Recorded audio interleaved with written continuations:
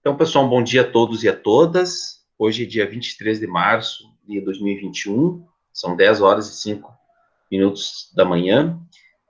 Estamos começando o nosso terceiro encontro síncrono do componente curricular de Filosofia 1 no curso técnico integrado em Informática. Então, eu sou o professor Tadeu, né? Creio que todos já sabem quem eu sou. Nós daremos sequência hoje, então, às atividades, e uma delas, então, as atividades da semana, uma delas, o encontro 5. Eu já, desde já, quero combinar com vocês, que em função, né, daquele regramento, né, que conduz as atividades pedagógicas não presenciais, a gente tem um limite máximo, né, de encontros que a gente pode fazer. Então, a gente vai fazer, na semana que vem, melhor dizendo, na semana que vem, dia 30, nós não teremos encontro naquela semana, tá? Na semana 4, então, nós não teremos encontro, certo? Eu vou postar os materiais no Moodle, atividades, tarefas para vocês lá, mas nós não teremos essa hora, né, de encontro síncrono. Dúvidas, né, nós temos nossos canais, né? Vocês podem me mandar dúvidas por e-mail, ou também algo mais urgente pode ser via grupo no WhatsApp, tá?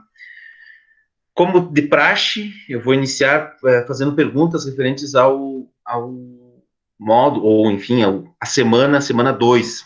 Alguma dúvida, algo que vocês gostariam de perguntar, algo que vocês têm algum questionamento, enfim. Então, eu abro aí esse primeiro momento, né, para as dúvidas, perguntas, dificuldades de vocês. Se vocês quiserem fazer aqui agora, ou quiserem falar pelo chat, ou mandar um e-mail, uma mensagem no WhatsApp depois para mim, né? Vamos aproveitar aí o início dessa terceira semana com perguntas de vocês, tá? Algo que vocês gostariam de perguntar agora, já que, né, estavam já com alguma dúvida, gostariam de perguntar, podem perguntar pelo chat também.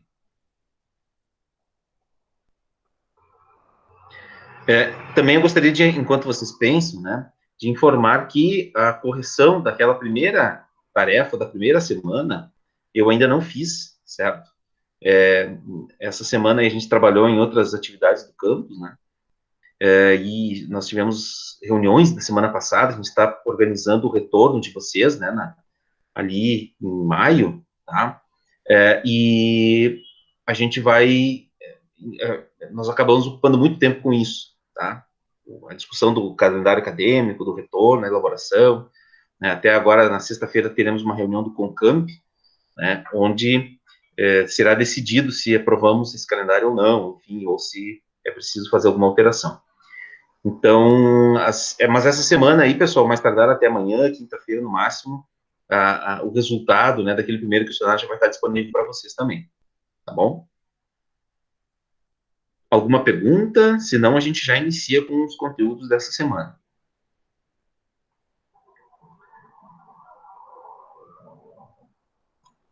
Tranquilo, pessoal? Podemos começar?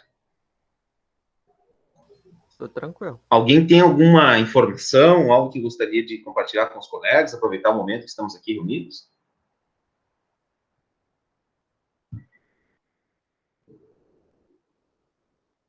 Acho que dá pra começar. Não tem A nada. única coisa que eu tenho a dizer é que eu terminei de olhar The Walking Dead ontem e estava muito bom. Tá bom. O Yuri está dizendo que é para beber água, bem importante, né? Todo mundo procure uma garrafa, um copo, crie esse hábito, né? É bem importante mesmo, né? Eu não sei se na turma de vocês tiveram algum familiar ou algum conhecido, né,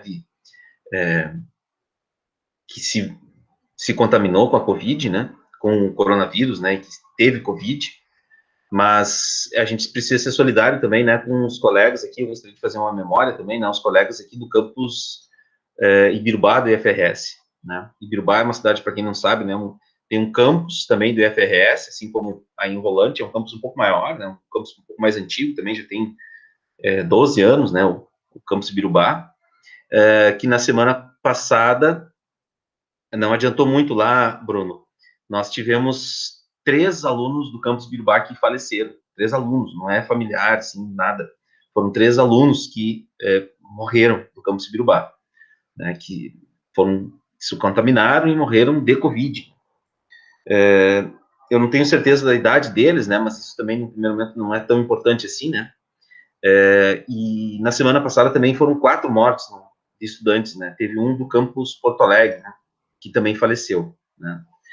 Então a situação é bem, bem complexa, né, gente, ainda que nós tenhamos aí tentativas, né, de tratamentos ou alguns medicamentos, né, que podem aliviar alguns sintomas, né, ela é, sim, uma doença bastante grave, né, então ainda nós precisamos manter cuidados, né, manter o distanciamento, evitar aglomerações, né, procurar fazer a menor movimentação possível, né, ainda, apesar de termos todo um prejuízo com isso, né, ainda é uma forma muito complexa, é uma forma talvez a mais razoável, né, e como disse o Bruno, né, a gente precisa garantir a nossa imunidade, né, e garantir a imunidade significa também procurar fazer uma boa alimentação, dormir, né, acho que é algo que vocês não devem gostar muito de fazer, que é dormir, né, mas é importante, bem importante, dormir, se alimentar adequadamente, não comer tanta comida industrializada, né, bolachinha, salgadinho, comidas industrializadas, comidas rápidas, né, X, cachorro-quente, coisas desse tipo, né, procurar uma alimentação mais saudável, mais balanceada, né, é um investimento agora, né. Alguns estão fazendo, né, complementações com outros medicamentos, né, podem ter algum tipo de, né, de benefício paralelo, né, mas esses cuidados, eles são básicos e eles são, muitas vezes, suficientes, né, para a gente poder, pelo menos, se contaminar, não sofrer tanto com, né, a agressão do vírus, né. Então, de qualquer forma, né, vamos ser solidários com os colegas, né, colegas de vocês que perderam a vida, né, pela Covid, mas também vamos fazer a nossa parte, né, reduzir a movimentação, usar máscara, né, higienizar bem as mãos, usar álcool gel, lavar bem as mãos, se alimentar bem, procurar dormir bem, né, e tentar se proteger ao máximo, tá? É difícil, a gente sabe que isso está tendo um alto custo, né, para a sociedade, mas no momento é o que a gente precisa fazer. Jamais imaginávamos, né, pessoal, lá no início do ano passado, hoje faz exatamente um ano, né, que para vocês terem uma ideia, né, logo que começou a pandemia, eu estava me mudando. Hoje faz um ano que eu estou morando na casa que eu moro, no apartamento que eu moro, né, e a gente está, esse ano, né, minha esposa, eu, meus filhos, né, muito dentro de casa, né, felizmente até agora nós não nos contaminamos, pessoas próximas da nossa família também não, já temos os idosos da família, né, os meus pais, os avós dos meus filhos, né, que já estão vacinados, né, no momento isso também é algo bem, e acredito que é uma esperança aí, né, pelo menos assim, em alguns casos, né, para a gente poder passar por isso. Jamais imaginávamos uma pandemia dessa proporção, né. Vocês estão no meio de um filme, pessoal, no olho de um furacão, se vocês não se deram conta disso. A gente não está se dando conta disso, né. Mas imaginem, vocês passaram um ano já sem escola, a verdade é essa, né? Nós não estamos tendo escola no sentido mais amplo dela, né? E vocês estão passando por um filme. Quem nunca assistiu um filme sobre isso, tem um filme muito parecido com o que está acontecendo agora, chamado Contágio, né? Eu também, Bruno. Mas o fato é que nós estamos no olho do furacão e a gente está vivendo um filme, tá? Se puderem ter registros disso, né? Fazer memórias disso, né, pessoal? Isso é uma coisa, assim, na pior das hipóteses, a última vez que aconteceu algo parecido com isso foi em 1918, né, com a gripe espanhola, né? A gente ainda não é acostumado, vocês também não, né? Nós não tínhamos vivido experiências traumáticas desse porte, né? No século XX teve vários episódios, né? Crise de 29, Primeira e Segunda Guerra Mundial, as ditaduras, os regimes totalitários, né? Enfim, várias experiências traumáticas, né, na história da humanidade. Não que outras épocas não aconteceram, mas nós estamos vivenciando uma. Pensem nisso, pessoal, né? Tentem. Não estou querendo aqui fazer, achando que vocês devem fazer, enfim, estou querendo fazer terrorismo, né, gente? Longe de mim fazer isso. Mas, assim, parem, pensem, reflitam sobre esse cenário, né? Nós estamos... de uma semana para cá, eu tenho pensado, conversado bastante com a minha esposa também sobre isso, né? A gente está vivendo um filme. A gente não está se dando conta do que está acontecendo. A gente está sendo personagens de um filme, e tudo que a gente puder lembrar, guardar na nossa memória, esse evento traumático, certamente, né? É interessante que a gente possa ter presente isso, tá? Então, desculpem tomar um pouco do tempo de vocês nesse início, né? Mas quase um apelo, né? Cuidem-se, procurem evitar a movimentação, façam coisas que são necessárias nesse momento, que é cuidar da saúde, se proteger. A gente sabe que tem pessoas que precisam buscar os seus trabalhos, correrem atrás, né, atender as suas necessidades, né? Mas vamos procurar fazer isso, né, com o máximo de cuidado possível, né? E tentar se proteger, procurar melhorar a nossa saúde, né? A gente sabe que é difícil nesse momento, né? Mas tentar fazer isso da melhor maneira possível, tá bom? Dados os recados paroquiais, que nem dizia um colega meu professor, né? Vamos começar a aula, certo? Deixa eu fazer a minha apresentação aqui. Alguém queria comentar alguma coisa disso, pessoal? Quiserem comentar pelo chat, também é interessante, gente. Desabafar. Eu não sei como é que é a sensação que vocês estão sentindo, mas a sensação que eu tenho é essa, é que a gente está vivendo um filme, né? E os personagens somos nós. Uma dica de filme que eu dou é Contágio, é um filme de 2011, se não me engano. Conta uma história muito parecida com o que a gente está vivendo, né? E vendo também. Quem tiver tempo, interesse, quiser assistir esse filme, é um filme bem interessante. Também a história de um vírus que começa e se espalha pelo mundo, daí tem pessoas que defendem um remédio, tem pessoas que desenvolvem uma vacina, enfim, é algo muito parecido. Não quero dar spoiler aqui para vocês, mas é muito parecido com o que a gente está vivendo agora. Um filme de 2011. Muito bem. Vamos lá. Como de hábito, né, eu vou usar uma apresentação para a gente se guiar aqui. A gente vai ver um pouquinho das origens, propriamente, da filosofia. Da semana passada, então, a gente viu um pouco sobre o papel e a importância da mitologia na cultura ocidental, e eu tentei reconstruir com vocês, aí, a partir de alguns exemplos, né, como que a mitologia, que aspectos ela aborda, e como que a mitologia ela é uma forma também de saber, né, que transmite valores, que atende necessidades nossas, né, e que durante muito tempo, e que talvez até hoje ainda a gente veja,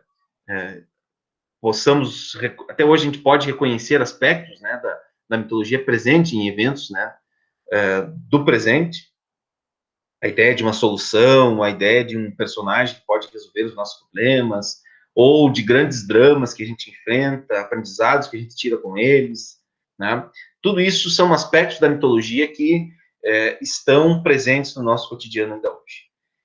Eu tentei localizar isso historicamente, mostrei para vocês, né, que os primeiros relatos dessas histórias foram escritos por um grego chamado Homero e um contemporâneo seu chamado Hesíodo. Eles escrevem essas narrativas míticas e tentei mostrar para vocês que essas histórias elas predominavam como forma de conhecimento, saber da cultura grega antiga. Na aula de hoje, a gente vai dar um passo a mais. A gente vai tentar fazer um paralelo, né, de uma forma nova de responder a perguntas. Eu lembro que eu coloquei uma pergunta no início da apresentação da aula passada, né? O que a gente faz quando a gente não tem respostas para as perguntas que nos assolam, né? E eu vou mostrar para vocês hoje como que a filosofia é uma dessas formas de responder perguntas, tá? Porém, usando ferramentas, estratégias, mecanismos diferentes da mitologia, tá? Também é o mesmo contexto, o mesmo tempo, um pouco mais recente, né? Algo em torno de 2.500, 2.400 anos distantes de nós hoje, né? Mas é o mesmo local. Imagine o mesmo cenário, a mesma referência geográfica, né? Que é o que nós chamamos hoje de Grécia Antiga, compreende um território que hoje pertence à Turquia, à Itália, sul da Itália, principalmente, né? A ilha de Chipre, a própria Grécia, essa região aí. Essa uma parte ali do norte da África, uma parte, enfim, onde está localizado o mar Mediterrâneo. Se vocês pesquisarem um mapa, vocês olharem onde é que é o mar Mediterrâneo, vocês vão ver que era nessa região que nessa região que se desenvolveram as primeiras civilizações, ou as culturas que predominaram, né, por mais tempo na história da humanidade. Tá? Muito bem. Então, vamos começar. A gente tem 3 pontos, né, que a gente vai abordar hoje. A nossa pauta, ela compreende 3 conteúdos. Eu quero tratar um pouquinho da filosofia dos chamados pré-socráticos, tentar mostrar um pouquinho para vocês também do período clássico, e eu quero propor a atividade dessa semana, vai ser um fórum avaliativo. Não serão questões, não serão tarefas escritas, como foi a primeira, não serão questionários com questões objetivas, como foi semana passada, mas vai ser um fórum avaliativo, tá? Vocês já responderam algum fórum aí, pessoal, nas APNPs? Não, nenhum que eu me lembro. Tá, então vai ser o primeiro, eu vou mostrar para vocês, eu vou gastar um tempinho também explicando como que vocês vão fazer ele, tá? Mas para mim, assim, como professor, talvez, como professor de filosofia, talvez o instrumento, a ferramenta que eu considero mais importante, não que os outros não sejam, né? Mas o fórum, ele é um espaço, é uma oportunidade que vocês têm para demonstrar o que vocês sabem e pensar sobre um determinado problema e poder expor aquilo que vocês pensam, tá? Isso é muito importante, né, para a atividade filosófica, né? Você poder expressar o que você pensa. E os fóruns avaliativos têm essa possibilidade, tá? Depois eu vou gastar um tempinho também explicando para vocês. Muito bem, então vamos para o primeiro ponto, os filósofos pré-socráticos. Como vocês já devem ter percebido, existe a pré-escola, que é aquele período antes da escola. Hoje a gente chama isso de educação infantil, né? Mas eu lembro que quando eu fiz o ensino fundamental, tinha uma série chamada a pré-escola, né? A pré-escola eram atividades que você fazia antes propriamente da escola. Né? Existe também a pré-história, né? Que é tudo aquilo que aconteceu antes do surgimento do quê, pessoal? Qual que é a atividade humana que marca o nascimento da história? Vamos ver se vocês estão lembrados disso. O que marca o surgimento da história, pessoal? Deixa eu ir lá para o chat para ver se alguém responde por lá. O que marca o surgimento da história, turma? Vamos ver se vocês estão atentos. O que marca o surgimento da história, turma? É uma atividade bem importante que a gente faz. Já fizemos mais, né? Mas agora, nesse contexto, a gente parece feito um pouco menos, alguns até mais, né? Mas qual que é uma atividade que marca o nascimento da história, pessoal? A partir de quando a gente começa a contar o tempo histórico? Vamos ver? Alguém dá um palpite? Não é quando começaram a fazer as escrituras das cavernas e tal? Muito bem, Cauã. Eu não tenho bem certo o momento preciso, mas o que marca o nascimento da história é a escrita, tá? É a escrita. Então, nós temos o divisor de águas da história é o surgimento da escrita. Assim como nós temos, então, a pré-escola, que é o que antecede a escola. Nós temos a pré-história, que foi todos aqueles acontecimentos que aconteceram antes do surgimento da escrita. Nós temos também os filósofos pré-socráticos. Como o nome já diz, são os filósofos que viveram antes de Sócrates. Sócrates é para a filosofia aquilo que Cristo é para os cristãos. Tá? Existe o tempo antes de Cristo e o tempo depois de Cristo. Na filosofia também. O personagem que marca o tempo, a cronologia da filosofia, é Sócrates.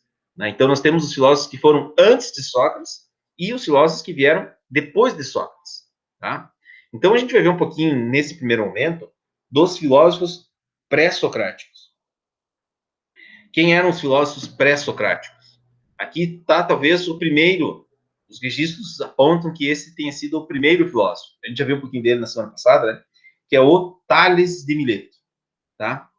E, como vocês também já falaram na semana passada, o Tales de Mileto era um filósofo que observava a natureza.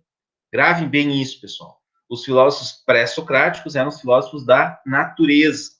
Eles investigavam, eles refletiam e buscavam respostas para os fenômenos da natureza. Então, aqui a gente está vendo um céu de estrelas, né? Mas não é simplesmente olhar para as estrelas, mas é tentar entender o que elas simbolizam, né? E aqui a gente tem formas geométricas, né?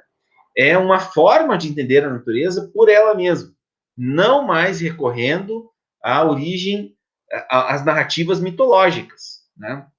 Então, na Teogonia de Hesíodo, nós temos lá uma descrição do surgimento do dia e da noite, né? O Deus que teve, né, um caso com alguém e dali surgiu o dia. Então tem o dia e tem a noite, né? Então essa seria a explicação mitológica, né? Os pré-socráticos vão tentar compreender a natureza como um evento, como algo científico a ser descoberto pela própria natureza, sem o recurso às forças sobrenaturais. Então, era isso que os filósofos pré-socráticos faziam, né? Como a gente já também tinha visto na aula passada, né? Os primeiros filósofos, eles fazem uma inversão do ouvir para o ver e observar. Então, enquanto a gente tinha lá os poetas que cantavam as histórias míticas e havia uma plateia que simplesmente ouvia aquelas histórias e se guiava a partir do que elas diziam, os primeiros filósofos, os pré-socráticos, eles vão desenvolver esse hábito, essas duas capacidades, né? Vejam, são verbos que, portanto, indicam ações, né? Quais ações? A ação de ver e observar. Ver e observar o quê? A natureza. E tentar encontrar as respostas na natureza. Respostas, portanto, naturais para as perguntas do mundo, tá? Aqui isso aqui também a gente falar para vocês, né? O Tales, de tanto que ele olhava para a natureza, ele talvez não enxergava as coisas que estavam próximas dele. Né? Essa é uma pergunta da serviçal do Tales, né? Desculpe. Como pretendes tu, Tales, que não podes sequer ver o que está à tua frente, conhecer tudo acerca do céu? Né? Então ela duvidava, né, da capacidade do Tales. Né?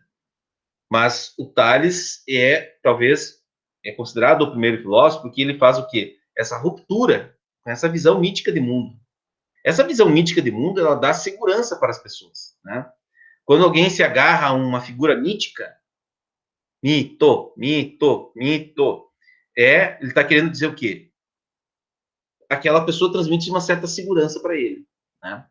O que os primeiros filósofos faziam era tentar romper com essa visão mítica do mundo, né? Tentar romper com essa segurança, certo? Bom, eu teria mais coisas que eu queria falar, mas eu queria avançar aqui para a gente entender também uma certa divisão do tempo entre os filósofos gregos antigos ou os filósofos pré-socráticos, né? Então a gente já viu que eles eram filósofos que se ocupavam com a natureza, né?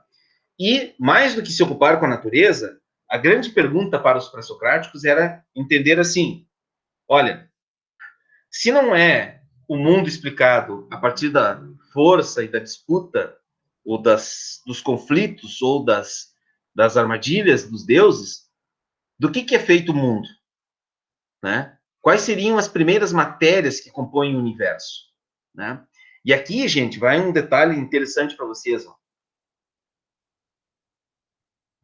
Talvez vocês já devam ter estudado isso em ciências lá no ensino fundamental, mas agora no ensino médio vocês vão se aprofundar um pouco mais nisso, né? Mas o surgimento da química, né, essa disciplina, esse componente curricular da química, vocês, né, estão estudando, ou se não tem agora nesse primeiro ano, vão ter no segundo ano, esse componente curricular da química, ele é o quê? Ele é os primórdios da química estão lá na Grécia Antiga, com os filósofos pré-socráticos, né? Por exemplo, o conceito de átomo, né, é um conceito elaborado por um pré-socrático chamado Demócrito, né? Que é quase, podemos dizer assim, um dos pais da química, né? Porque eles especulavam assim, o que é um átomo? Um átomo é aquilo que não tem partes, né? Ou seja, é o primeiro elemento, a primeira matéria, a primeira coisa física da natureza. E os gregos imaginavam que deveria ser uma dessas, ou todas elas, ou alguma em contraste com a outra. Então, essa noção, né, de que o primeiro elemento da Terra ou é a terra, ou é a água, terra no sentido, né, do planeta Terra, ou o ar, ou o fogo. Deve ser um desses elementos que seja o primeiro, tá? Como que a gente sabe que os pré-socráticos diziam isso? Alguém pode perguntar, né? Tá, professor, mas não viaja. Como é que tu sabe que, né, esses filósofos diziam isso? Porque é uma longa história, vou ser breve aqui nessa fala, mas vocês já devem ter ouvido falar, né? Teve o primeiro grande imperador da história do Ocidente é um grego, né, chamado Alexandre. E o Alexandre, ele conquistou o mundo conhecido da época. E uma das suas... o Alexandre, né, só tem um recorte aí, né, o Alexandre foi ensinado por um filósofo, Aristóteles, a gente vai ver um pouco mais dele numa próxima aula. E o Alexandre, durante muito tempo, ele, por essas conquistas todas que ele conseguiu fazer, teve uma cidade, que hoje é a capital da Turquia, que se chamava Alexandria. E nessa cidade ele mandou construir uma biblioteca. E essa biblioteca pegou fogo. Istambul, cidade de Istambul. Alguém falou alguma coisa no chat? Não. Ou sim. Essa cidade foi construída uma biblioteca, a Biblioteca de Alexandria. Nessa biblioteca, durante muito tempo, guardou-se os registros dos escritos antigos. Eram passados. Como não tinha xerox, como não tinha PDF, como não tinha impressora, como que eles faziam? Esses registros eles eram transcritos, eram copiados e passados pelo papel da época, né, que eram os papiros, né, aqueles rolos, né, de escritas. E, durante muito tempo, esses papiros foram guardados, passados de geração em geração, quando estavam se apagando, eram escritos em outros, e muitos desses papiros estavam guardados na biblioteca de Alexandria. E essa biblioteca pegou fogo, né? Se perdeu muito desses documentos e registros antigos. Muita coisa se salvou. Por exemplo, os escritos da filosofia antiga, os registros do Heródoto, né, que é considerado o pai da história, a própria Ilíada e a Odisseia, né? Muitos desses registros alguns foram salvos, mas a grande maioria foram queimados. Então, muita coisa se perdeu que foi produzida nessa época. Dos pré-socráticos, sobraram apenas fragmentos, né? Eram pequenos parágrafos, né, escritos por esses filósofos, e uma doxografia. O que é uma doxografia? É a escrita, como o nome mesmo diz, né, grafia, escrita, das opiniões sobre esses filósofos. Tá? Então, não se tem apenas alguns textos, alguns fragmentos dos textos deles, e textos que davam opiniões sobre esses fragmentos. Tá? E nesses fragmentos e nessa doxografia, você tem o registro lá, né, das opiniões desses primeiros filósofos sobre essa grande pergunta, né, sobre esse grande tema que eles tratavam, que foi a natureza, né. E a grande pergunta deles era essa aqui. O objetivo da filosofia deles era esse aqui: encontrar um princípio que fundamenta a totalidade, né. Encontrar o princípio realmente no sentido do começo, né.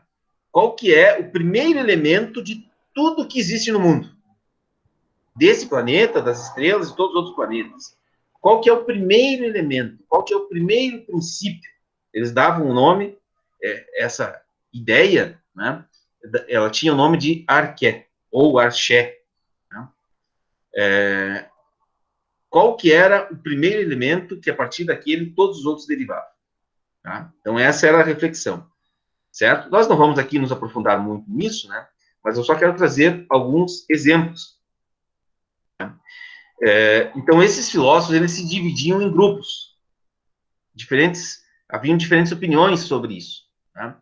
Então, nós temos os monistas, que diziam que tudo decorre de um princípio. Né? Um princípio. Os dois monistas mais conhecidos são Heráclito e Parmênides.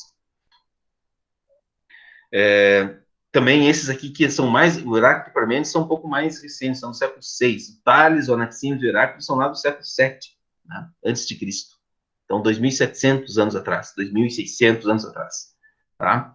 E eles defendiam que deveria ter um princípio que tudo mais decorria daquele princípio. Os pitagóricos, né, que era um outro grupo, que acreditavam que tudo derivava da noção de números, né? Da mesma forma que você cria símbolos, né, que são os números para representar coisas, né, tudo derivava dessa mesma ideia, né, dos números. Tudo podia ser explicado por meio de números. E os pluralistas, né, que acreditavam que tudo decorria de 2 ou mais princípios. Mas a gente não vai entrar nessa discussão aqui agora, mais detalhada, e eu só quero trazer o exemplo desses 2 filósofos pré-socráticos, o Heráclito e o Parmênides. Porque se a gente for ver na trajetória da filosofia, né, dos filósofos que se debruçaram a estudar os grandes temas da filosofia, a gente vai ver vai ter um pezinho lá no princípio heraclitiano, que acredita que as coisas estão em eterna mudança, e outros vão ter o pé fixado lá na ideia do Parmênides de que o Parmênides acreditava que no princípio da identidade, que as coisas elas não se transformam, que as coisas elas simplesmente revelam, com o passar do tempo, vai se identificando a essência do que a coisa é. Né? Então, o princípio do Heráclito era que todas as coisas estão se transformando. Né? E o que ele alegava, vocês devem ter ouvido essa expressão, né? Ele tem um fragmento do pensamento do Heráclito que diz o seguinte: nós nunca nos banhamos 2 vezes no mesmo rio. Né? E vejam, é um exemplo da natureza, né? Nós nunca nos banhamos 2 vezes no mesmo rio. Por quê? Porque a água do rio ela está sempre passando, né? Nunca é a mesma água. O rio está lá, né? O desenho geográfico, físico do rio está lá. Mas a água que passa no rio, que é o que transforma aquele lugar em rio, ela está sempre correndo. Portanto, observando esse fenômeno da natureza, a água de um rio que passa no mesmo lugar, o Heráclito concluiu que as coisas estão em eterna mudança. O Parmênides pensa o contrário. O Parmênides vai dizer o seguinte: olha, não é assim. Não pode uma coisa ser e não ser ao mesmo tempo. Ou aquilo e apenas aquilo que o Heráclito chama de mudança, na verdade, nada mais é do que o aprofundamento daquilo que sempre foi, né? Então, para vocês terem uma ideia, né? Vamos pegar um exemplo assim. O bebê de vocês, ele já era vocês ou não? Parem e pensem nisso. Tentem imaginar uma foto de vocês, bebezinhos. Vocês devem ter um registro disso, né? Aquele bebê lá, já era vocês ou não? Aquilo que vocês são hoje, como adolescentes, já é vocês ou ainda não é vocês? Para o Heráclito, as coisas estão sempre mudando. Para o Parmênides, você já desde sempre aquilo que naturalmente, essencialmente, você foi destinado para ser. Mas enfim, alguém abriu o microfone para falar? Não, cliquei errado. Desculpa. Interessante, né? Esse exemplo do bebê, né? Você já é o bebê? Você é aquilo que é hoje, vocês, né? Como adolescentes, vocês já são tudo aquilo que vocês vão ser? Será que vocês reflitam um pouco sobre isso, né? Vocês acharam mais interessante talvez a ideia do Heráclito ou a ideia do Parmênides? Tá? O Parmênides dizia assim que você ali naquele bebê já estava tudo aquilo que você ia ser, tudo aquilo que você é, né? Você simplesmente vai com o tempo você vai revelando aquilo que essencialmente você é, tá? Você não mudaria. Eu acho que é mais tu mudaria. Porque conforme os fatos vão acontecendo, tu vai mudando. O que vai acontecendo contigo, vai mudando tua ideia, como é que tu é. Sim. Esse é o grande debate, né, do Heráclito e do Parmênides. Essa é uma discussão muito interessante. Né? Será que quando eu pego uma foto minha, lá do tempo que eu terminei minha faculdade,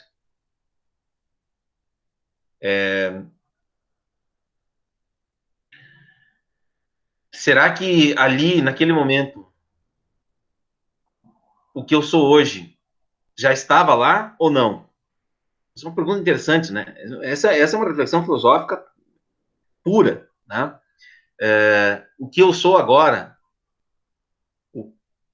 essencialmente, eu fui assim? Eu sempre fui assim? Ou o que eu sou agora foi o resultado de diversas coisas que foram acontecendo comigo, né? Com a passagem do tempo, com todas as mudanças que eu passei, fez eu ser hoje ser diferente daquilo que eu fui há 20, 15 anos atrás. Essa é uma pergunta interessante. Essa é uma pergunta filosófica fundamental, tá? Então, os pré-socráticos refletiam sobre isso, né? Será que, qual, dando alguns exemplos, então, né? Essa é a ideia desse primeiro momento. Né? Será que do que é constituído o mundo e essa disputa entre mudança e permanência, entre essência e mudança? Tá? Esses são alguns exemplos, né, de reflexões filosóficas dos pré-socráticos. Bom, mas a aula de hoje e a tarefa de hoje, ela tem a ver com um outro momento que não é dos pré-socráticos, mas é do contexto clássico. E aqui, como já falei para vocês, na próxima aula, né, no nosso próximo encontro, daqui a 15 dias, a gente vai estudar o Platão e o Aristóteles, mas para a aula de hoje a gente vai ver o Sócrates, que foi o sujeito que rompeu com essa reflexão desses temas, né, dos temas da natureza, dessa disputa entre essência e mudança, tá? O Sócrates faz uma guinada na filosofia, tá? O Sócrates muda completamente a reflexão filosófica e joga ela para uma outra condição, para um outro patamar. Ele muda o tema da reflexão filosófica e começa a se focar naquilo que se chama de grandes questões humanas. Tá? E aqui, talvez o livro que nós temos acesso ao pensamento do Sócrates, o que melhor nos apresenta o pensamento do Sócrates é a República de Platão. Platão, ele é discípulo de Sócrates, tá? O Platão, ele é criador de uma escola, a Academia de Platão, né?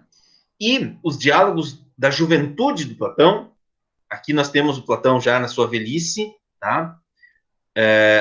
Na sua velhice ele se atém a outros temas, né? Mas na sua juventude, o personagem principal é Sócrates. Os diálogos platônicos, né? A principal obra da juventude, né? Desse contexto que o Platão escreve sobre o Sócrates é um livro chamado A República. Tá? E nesse livro, a grande discussão é sobre o tema da justiça. A justiça em si, como eles dizem, os debatedores da República de Platão. Como é que é assim, para vocês terem um pouco de noção disso, né? Não sei se vocês já leram, já ouviram falar dos diálogos de Platão, desse texto A República, mas eles eram escritos em forma de diálogos. Era diferente, por exemplo, da doxografia dos antigos, lá dos pré-socráticos, né? Ou dos sofistas, né? Que eram os filósofos que debatiam com Sócrates. O Platão escrevia por meio de diálogos. E como que é um diálogo? É a disputa acerca de um tema de diferentes opiniões. Tá? Então, nesse texto, A República, nós vamos ter diferentes opiniões sobre o que é a justiça. Tá? Então, lá a gente vai ter a opinião do Céfalo, que é um homem idoso e rico,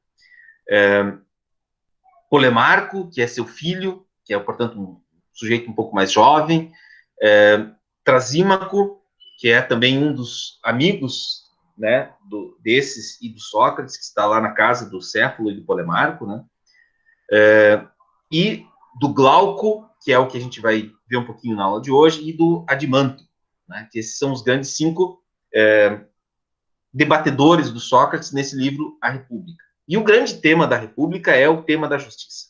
Tá? E, como eu falei para vocês, cada um desses autores, cada um desses debatedores, o Céfalo, o Polemarco, o Trasímaco, o Glauco e o Adimanto, eles têm uma opinião sobre o que é a justiça. Mas a gente vai ver hoje somente a opinião do Glauco. Tá? Eu vou voltar a falar mais desse livro da República para vocês próxima aula, mas na aula de hoje eu quero trazer o fragmento da opinião do Glauco sobre o tema da justiça, tá?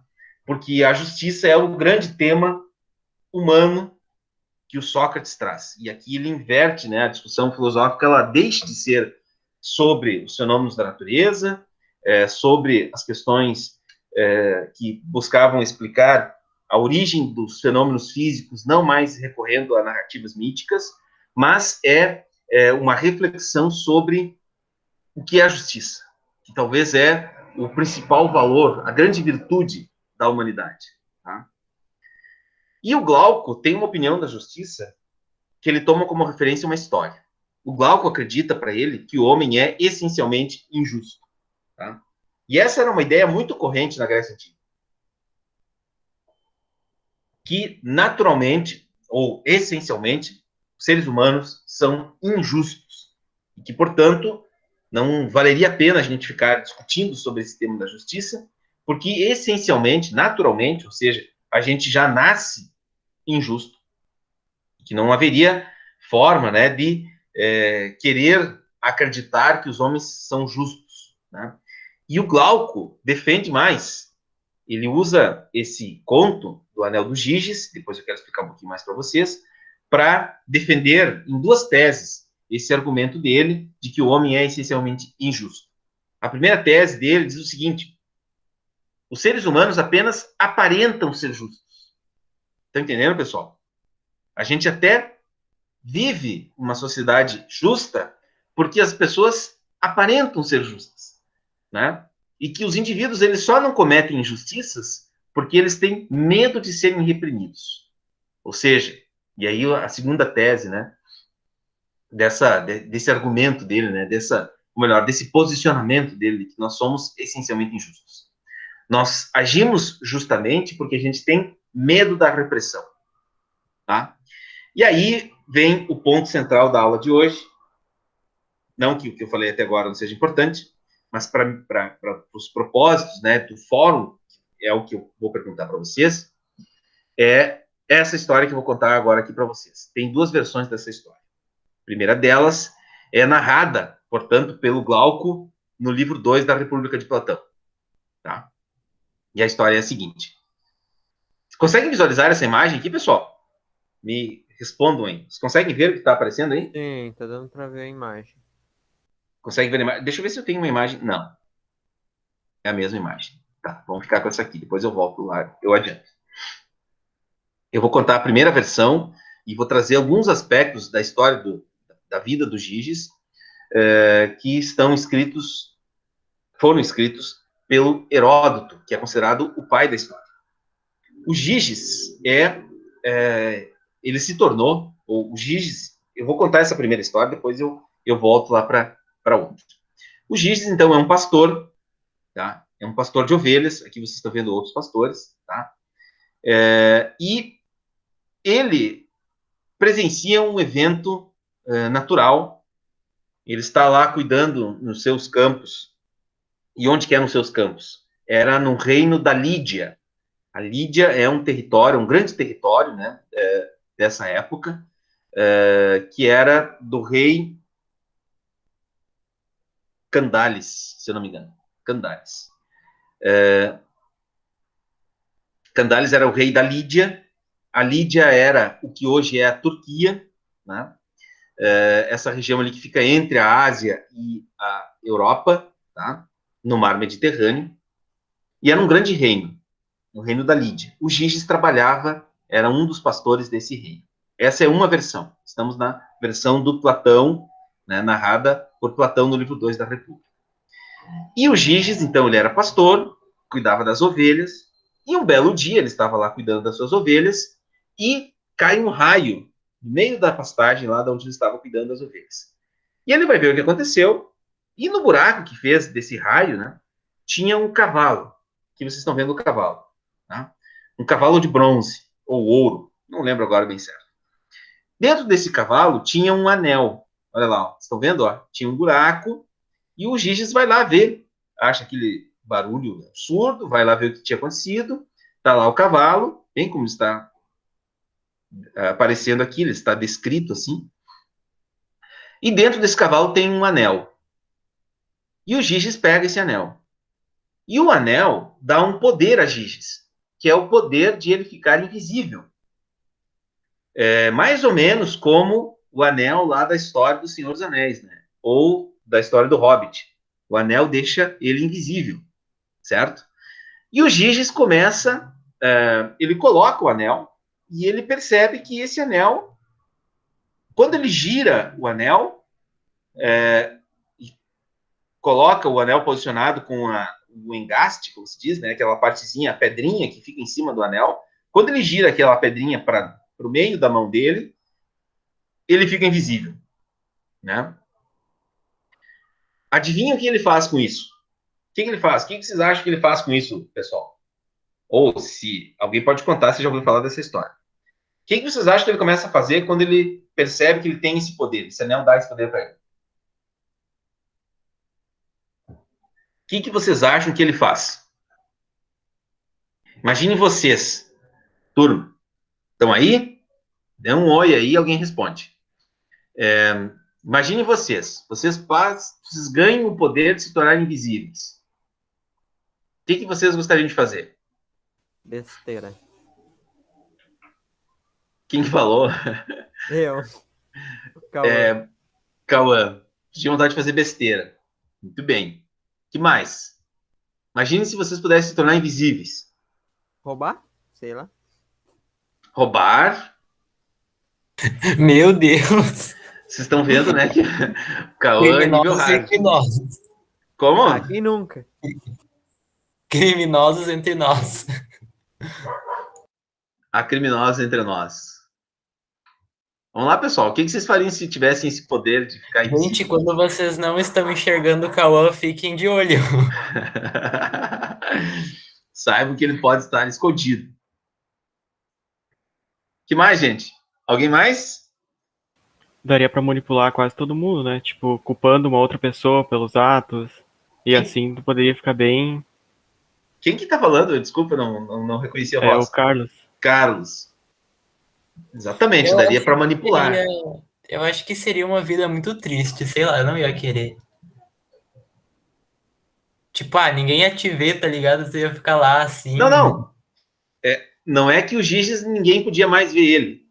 Ele podia se esconder. Ele continuava visível. Tá. Só quando ele girava o anel para dentro quando ele colocava a pedrinha do anel por meio da mão dele, ele girava o anel assim, pá, sumia. Ou Sim. como o Frodo Bolseiro, ou o Bilbo Bolseiro, né? Botava o anel, pá, sumia. Ou como o Harry Potter lá nos filmes, né? Que ele usava a capa da invisibilidade. Ele podia ficar oculto, né? Não é que ninguém mais ia ver ele. Em algum momento, por alguma razão, você podia ficar oculto, se esconder, ficar invisível, né? E você continuava vendo e ouvindo o que as pessoas estavam falando, ou vendo, ou ele ficava sabendo do que as pessoas... foi isso que o Giges fez, né? Alguém mais revelaria? Ou a gente poderia manipular as pessoas, nós poderíamos roubar, nós poderíamos acusar outras pessoas por atos que a gente cometeu, mas que receberia uma punição por isso.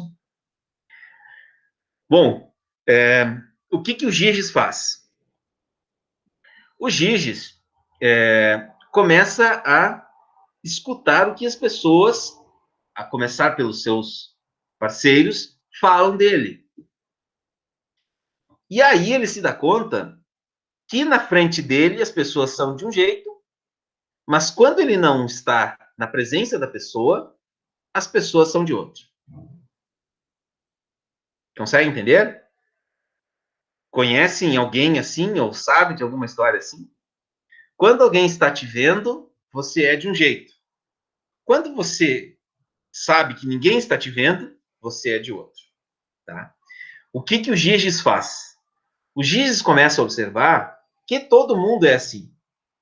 Os pastores, e aí ele começa a chegar às pessoas que têm poder, entre eles o rei da Lídia. Né? E aí ele se dá conta, olha que sórdido isso. O Giges começa a observar que os pastores falam mal dele, tentam enganar ele a todo momento, né? E todo mundo é assim. ele vai começar a observar que as pessoas que estão à volta dele, quase todas fazem isso. Ele consegue se infiltrar no castelo do rei, do Candales, e ele descobre que, inclusive, a mulher do Candales não é muito parceira do rei. E aí ele descobre, o Giges, que a mulher do rei não quer mais o rei. Eles fazem um plano e eles matam o rei. E o Giges passa a ser o rei da Lídia, né? O que o Glauco, que é o personagem da disputa lá do livro do Platão, que está discutindo sobre a justiça, afirma? Olha, a história do Anel de Giges nos revela algo da essência dos seres humanos. Está começando um temporal aqui em Passo Fundo agora. Revela algo da essência dos seres humanos. Nós, naturalmente, somos injustos. Tá? Essa é uma versão da história do Anel de Giges. Tem outra versão que eu vou sugerir que vocês entrem nesse site aqui, ó, que ela é esse canal, eu me inscrevi nesse canal, é da professora Cristina Rodrigues Franciscato. Ela é professora de literatura clássica, né, na USP. E ela tem esse canal aqui, Chá da Tarde, Latitudes. O nome é meio esquisito, mas assim, tem a narrativa de várias histórias da mitologia grega, recheada de detalhes. E ela explica uma outra versão do Anel dos Giges, ela conta também essa parte que eu falei para vocês, mas ela narra também uma outra versão, que é a versão do Heródoto, que é muito mais interessante, que aqui a gente demoraria, talvez, ela no canal demora uma meia hora para contar essa história, tá? E que ela é recheada de requintes, e ela é um pouco diferente dessa que eu contei para vocês. Ela, entre aspas, parece mais real, ela não é um mito, né? Ela é uma passagem do Heródoto, que é um historiador. Então, ela não é... Ela tem aspectos da mitologia, que era típica da cultura da época, mas ela é, assim, uma história mais real. Nessa história aqui, que o Heródoto conta, o Giges, ele é o chefe, do alto escalão do exército do Candales, do rei da Lídia. E aí tem toda uma história, assim, mais de sordidez do próprio Candales, né? O Candales, enfim, tem pede para que o Giges veja sua mulher, enfim. Eu não vou contar aqui porque demandaria mais tempo. Vou deixar para vocês pesquisarem, entrarem lá no canal, se quiserem assistir a história, obviamente, tá? Mas o fórum é sobre isso. O que vocês acham dessa postura do Glauco? Será que nós somos essencialmente injustos? Será que naturalmente nós somos injustos? Será que a gente se comporta direitinho porque não tem ninguém nos vendo? E, portanto, a gente se comporta justamente porque temos medo? Eu quero que vocês respondam essa pergunta lá no fórum, tá? A aula de hoje encerra por aqui. Eu só quero mostrar para vocês como que se responde ao fórum, tá? E aí, refletir sobre isso vai ser a tarefa da semana. Tem um texto de leitura para vocês, mas eu quero que vocês respondam ao fórum. Mas assim, ó, vou fazer um apelo. Então, para quem está aqui agora e para aqueles que forem assistir a gravação depois. Não respondam a esse fórum simplesmente porque tem que responder e vale 2 pontos. Respondam a esse fórum depois de vocês pensarem sobre essa situação. Pensarem sobre essas afirmações. Porque é isso que vai dar uma boa resposta para vocês e, consequentemente, uma boa nota. Tá? Eu quero que vocês pensem nessa afirmação, que está aparecendo aqui agora, reflitam sobre elas, imaginem-se, se vocês... Imaginem essa história do Giges. Se vocês tivessem o poder de... já tivemos algumas pistas aqui agora, né? No encontro. Imagine se vocês tivessem o poder de ficar invisíveis, ou de ficar sabendo o que falam de vocês, tá? E aí vocês pensem sobre isso, deem mais uma lida e assistam a esse vídeo. Ele é um pouco longo, ele tem 1 hora, tá? Mas vocês têm aí como a gente não vai ter encontro na semana que vem, vocês vão ter também um pouco de mais de tempo para pensar sobre isso, tá bom? Pense nessa história, reflitam, não façam isso agora, até meio-dia, ou hoje à tarde. Pensem nessa situação, talvez até conversem com ela, sobre ela com alguém, pai, a mãe, o irmão, ou entre vocês mesmos, tá? Alguém da família, alguma pessoa mais velha, quem sabe, uma pessoa idosa, avô, avó, tio de vocês, mais velho, né? Contem essa história e conversem sobre ela. só respondam o fórum depois de vocês refletirem sobre a situação problema, tá bom? Vocês vão ver que até no momento que vocês forem escrevendo, vocês vão... eu sugiro que vocês façam até assim, ó. Escrevam em outro lugar. Pode ser no caderno, pode ser num arquivo de Word, pode ser, sei lá, em qualquer lugar que vocês tenham aí o hábito de escrever. E depois escrevam e só postem no fórum depois de um tempo. Deem um tempo para o texto também, tá bom? Não precisa redigir já diretamente no fórum, tá? Então, deixa eu mostrar para vocês aqui, vou projetar minha tela. Eu ia fazer a chamada, mas não vou fazer. Deixa eu mostrar para vocês como que é o fórum. Vocês estão me ouvindo aí, turma? Deem um retorno aí, por favor. Estamos, senhor. Estamos ouvindo. Qualquer coisa, vocês interrompam. Ele não está habilitado ainda para vocês, ele está oculto, mas eu já vou disponibilizar para vocês. Ó, é assim, ó. Conseguem ver? Deixa eu aumentar aqui a minha tela. Vocês vão enxergar melhor. Tá vendo? Ó, estão vendo? Sim, sim. Eu dei título a esse fórum assim, ó. Ser justo versus parecer justo. São coisas diferentes, né? Uma coisa é eu ser justo. Outra coisa é eu parecer justo. Tá? Diz assim... enfim, tem toda a história, que já falei para vocês, né? E a pergunta, com base na história do Anel de Giges, com base em suas reflexões e opinião, você concorda com a opinião de Glauco? Que nós somos, como diz lá, essencialmente injustos? Ó, o homem é essencialmente injusto. O ser humano apenas aparenta ser justo e não comete injustiça por medo da repressão. O justo, assim, o é por medo. Vocês concordam com isso? Se sim, em que aspectos você considera essa afirmação verdadeira? Se não concorda, em que ela não lhe parece verdadeira? Tá? Justifique sua resposta. Ao responder o fórum, você pode dialogar com as respostas de outros colegas seus, posicionando-se respeitosamente acerca do que seus colegas escreveram. Tá? Então, vocês vão abrir, vai aparecer assim para vocês. Ó, deixa eu voltar lá. Aqui está a página, né, do Moodle. Vai ter a gravação do encontro. E daí vocês vão clicar em cima. Ó. Clica aqui em cima. No smartphone é a mesma coisa. No celular de vocês é a mesma coisa. Vai aparecer a problematização. E aí vocês vão aqui, ó, em responder. E aí vai aparecer o campo da resposta. Tá bom? Certo? Enviem a resposta. Deixem ela pública. Não deixem ela privada, que daí só eu vou ver.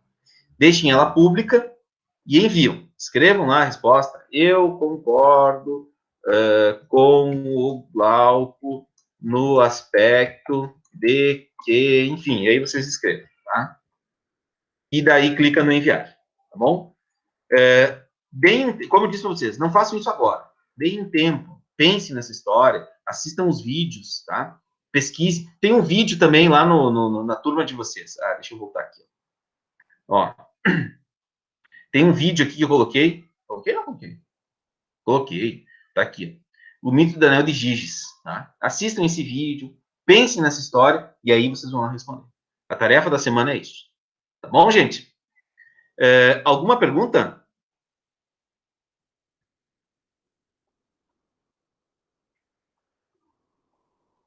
Alguém está falando sobre ter gatos. 5 gatos no banheiro, tipo, ter um filho. Não. Quer dizer que um filho dá muito mais trabalho que 5 gatos, provavelmente. Porque os filhos falam.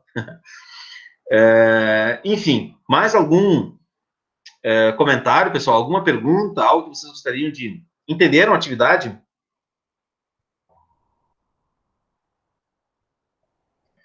Eu vou te deixar você uma tarde com meu filho que você vai ver o que é alguém miando, tá, Bruno? Fizemos uma troca. O Carlos está dizendo que não tem perguntas. Alguém mais, pessoal? Tranquilo?